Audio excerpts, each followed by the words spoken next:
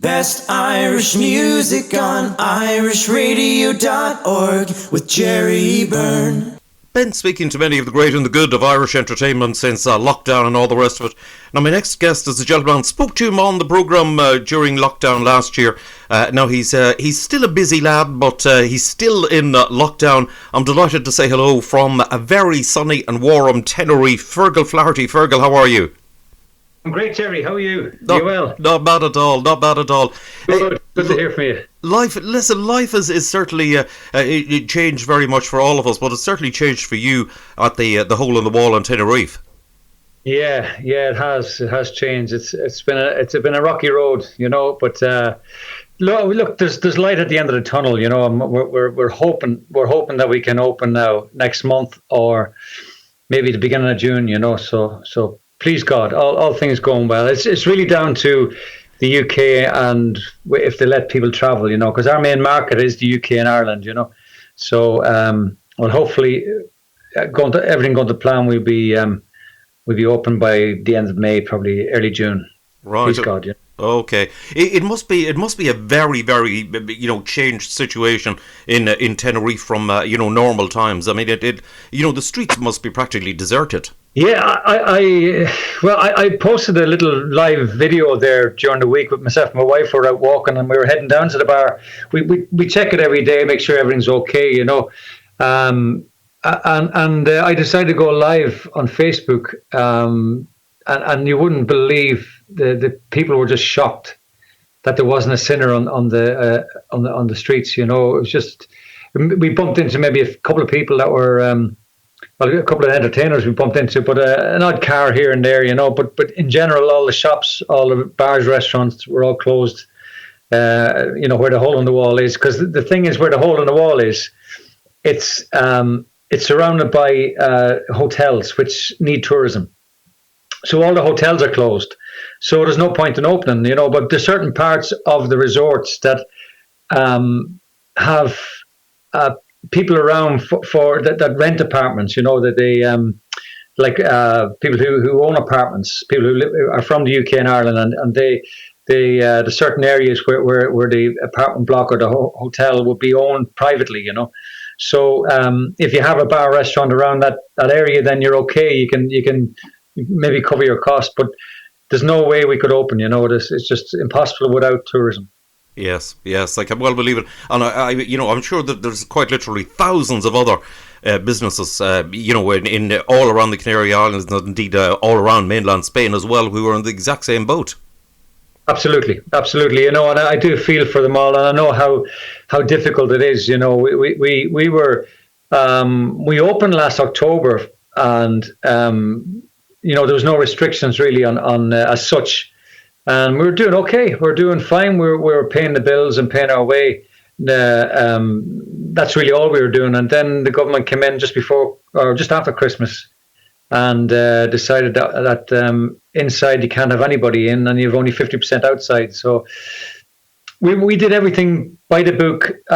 We had everything planned out in the bar, and anybody came in was drilled, and we never had any problems whatsoever, and we went exactly the way we were meant to do it, and then they turned the screw again on us, and it gave us no choice but to close, So that was we've been closed since the 28th or 29th of December. Right, that's the same as many other areas. Indeed, I know right across Europe have had the same issue as a result of the huge spike in cases. I mean, I'm sure you're aware of the UK and Ireland and many other countries. I mean, who've had just a huge amount of people who've been, unfortunately, have passed away and indeed been in hospital as well.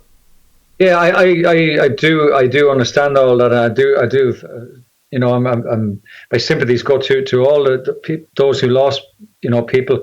But I just can't get my head around why Tesco is open, and then there could be a shop next door to the Tesco's that maybe sell books or sells video games or whatever that can't open, and I don't understand that. That's where I get a little bit annoyed, because if every business was given a protocol or a plan that they have to, rules and regulations they have to go by, that they can only have two people in at the one time, or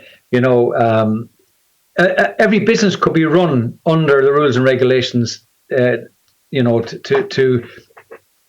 go by that, whatever protocol it is to operate. I do believe in that, that there's a solution for every problem, and I don't believe that the governments have tried hard enough to help businesses who have struggled. We over here, we have nothing from the government. Yeah, they've promised us all these different things, but we never got a thing off them. And they're still charging us, because we're a limited company, they're still charging us our taxes and our social security for a limited company. And it's really, really tough. Really tough. Yes, I would well believe that. I would well believe that. So it's certainly not. It's certainly definitely not a business friendly situation at the moment for, I think, almost any business, except unless you're selling food. If you got the help that you need, then you're all right. You don't mind. You say, okay, I'm fine. Once if they give me what they say they're going to give me to keep the business running, but they haven't, and that's where that's the bit that sticks in my teeth. So we're getting by. I mean, as you mentioned at a Facebook Live and that, only for that and only for my following on Facebook, and I owe my life to them. I really do, but only for them, I would probably be back in Ireland. I've 2 bars, and both of them would be closed permanently. Right. And I have a great Facebook, and they keep me going. They request songs and they drop a tip in the tip jar, and only for that, Jerry, I don't know where I'd be. And as I said, I owe my life to them. They've been fantastic, loyal, just amazingly kind people. And when the bar opens, I'll do my best to pay back as much as I can what people have done for me. Yes, indeed. It has been amazing. I've seen you on Facebook doing the Facebook Lives, and it's been absolutely incredible. And you've got an incredible following. You really have, and the performances, I'll have to say, really are excellent. So, well done to yourself on that. I enjoy it. We've on top of that now we raised nearly 30,000 euros for different charities. That's amazing. And I think it's the way, if you use it to do the right thing, and if you help others, it comes back to you, and that's the way I feel about life in general. If you give, you get it back, So it's been great. I mean, there's a lot of charities that benefit from what we do. My son did a charity walk there. He did 14 kilometers a day for 14 days, and he raised 1,000 euros for a local charity here. So, and I drill it into them. I drill it into my kids, and I tell them, get up and do something for people. And whatever you do positive, it'll come back to you, So, and I do believe that. And I do believe when we open the bar again, please God, soon, that what the hard work we've done over the last year on Facebook will reap the rewards, when we do open, Indeed. And you've actually refurbished the place completely. Yeah, Jerry, we last June or July, we decided to refurbish the bar because we envisioned that we'd be open by September, and we thought everything was going to go to back to normal, really, by then. And if I had a crystal ball, I would have done totally different. If I knew in June what I know now, I probably would have handed the keys back.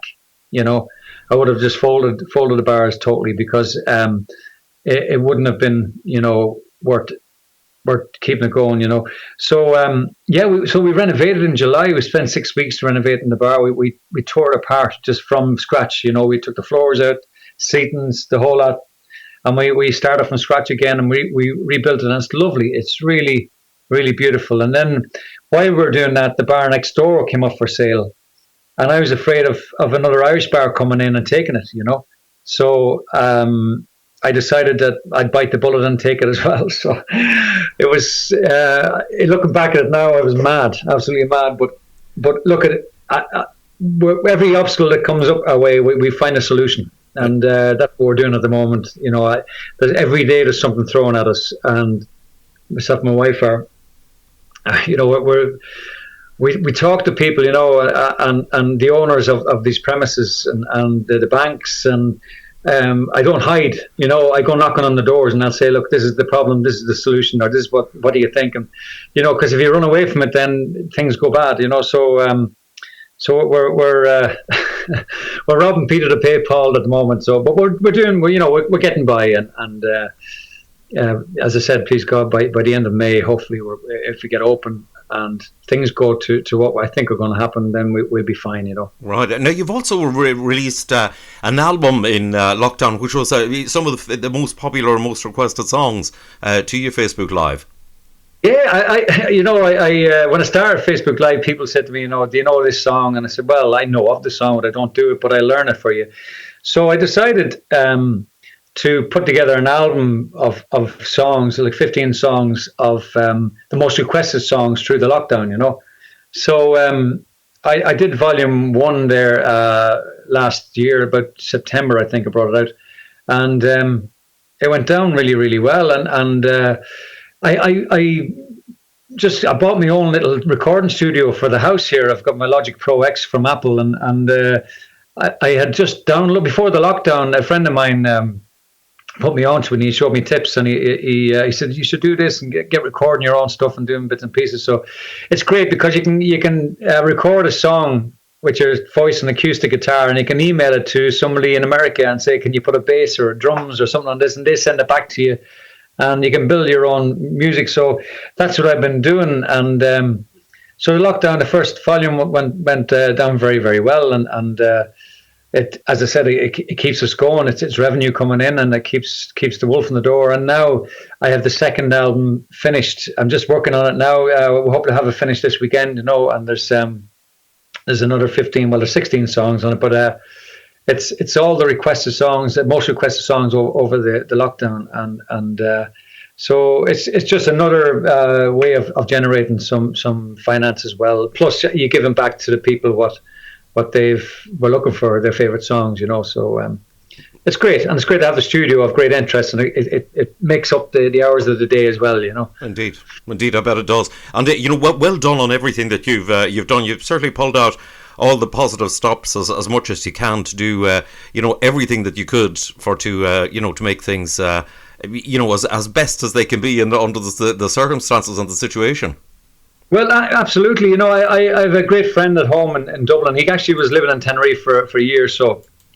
And he's a spiritualist, this guy, you know, and he's great to talk to. And I ring him now and again just to have a chat. You know, anytime I'm struggling or I'm down or whatever, which is normal in these circumstances, you know, for anybody to be feeling down and struggling. And I was talking to him yesterday, and I said, you know, I'm a very positive guy, but the last few weeks have been really difficult for me, you know. And he said, look, you have to accept the things you can't change. Yes. And that was his, you know, since he just said that thing to me, I said to myself, you know what, he's right. If something that is happening to you and there's nothing you can do about it, just, you know, don't worry about it, you know. And as my late father-in-law said to me, you die if you worry and you die if you don't, so don't worry. Yes. So get on and just keep going. That's all you can do, you know. But we have to accept the things that we can't change, and at the moment, that's what I have to do, and accept that it is what it is. Just get on and try and work your way through it, you know. And that's what we're trying to do. So indeed, that is it. You know, well done on the whole lot, and on the recordings and the Facebook lives, and indeed the money you raised for charity, and all the rest of it. And no doubt, you know, as things get better, and they are getting better. I know it's a little bit on the slow side at times, but things are getting better, and you will be back in action in the hole in the wall again. Yes, we will, and you know the thing that I try to tell guys here, especially businesses, you know, when we do get open, we still have to be very careful. You know, we still have to operate our business with total, I suppose, respect as well. You know, you have to. It can't be a free for all now when we open. You know, because if we go back to our normal days, which we will get there, but we have to be very careful. You know, we just can't open the doors and expect to try and squeeze in as many as we can. We'll have so many at the door, and when we're full to our capacity that we think we can allow in, I'm sure the governments will bring out a new rule of capacity anyway. So, but we have to be very careful, and this thing is not gone. You know. We just have to learn how to live with it, and I'm sure we all can operate if we put a plan together. Indeed. to work with it, and then when we know it's gone totally, then we can go back to full on, and please God, that's not too far away. Indeed so. The one thing about it is, Fergal, that I've said to people before that every single pandemic that has happened has it's came and it's also gone, and this one will be no different.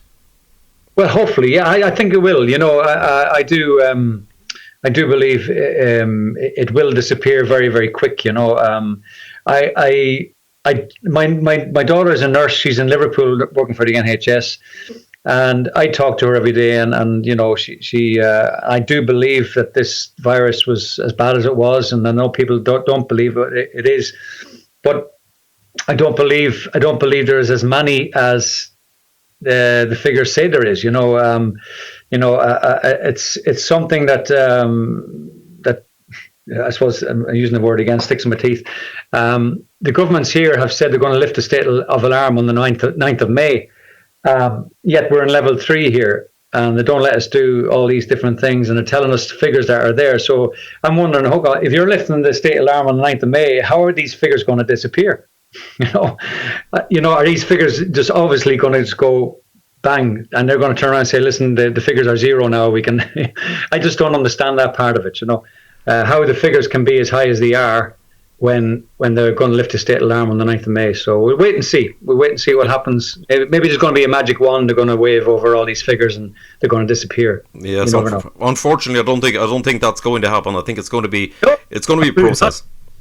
It has to be a process. They can't just lift the state of alarm just out of the blue. Pick a day and say, well, we'll lift it on the 9th of May. Let's all get back to normal. You can't do that. You have to do it gradually, and as the numbers go down, it'll.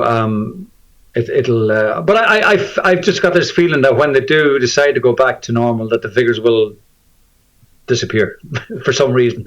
Well, yeah, fingers crossed on the lot. But the thing is, we will get there. Yes, we will. Listen, it's lovely to chat to you. Good luck in all you do, and well done on everything you've done. And listen, I'll catch up with you soon again, and hopefully it won't be too long before I'll be able to sit in and listen to you playing in the hole in the wall in Tenerife.